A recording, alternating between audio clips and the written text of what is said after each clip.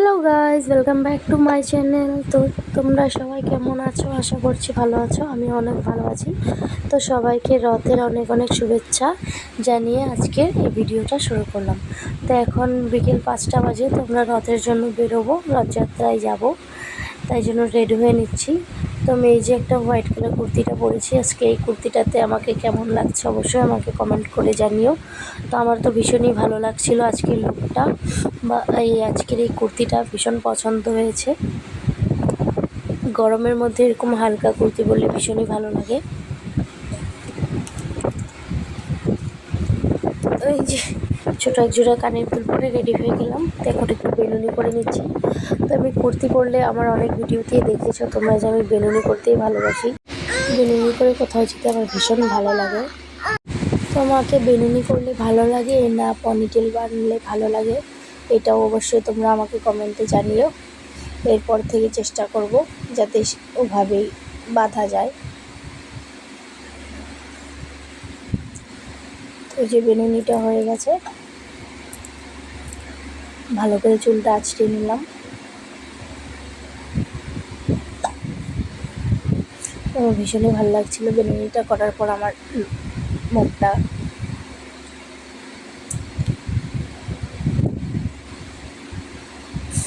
তো একটু হালকা করে লিপস্টিক পরবো।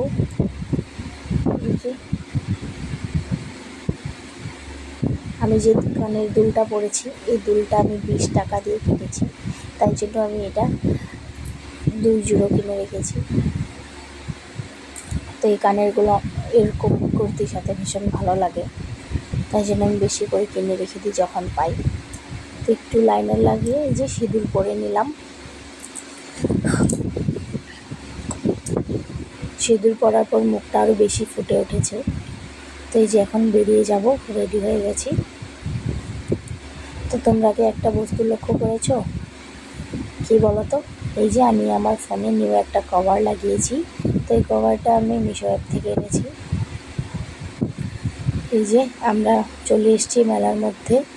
তো ভেতরে ঢুকতে না ঢুকতে আমরা সবাই পুরো ঘেমে চান হয়ে গেছি, কেননা এত গরম লাগছিল। ওখানে অনেক লোকজন ছিল।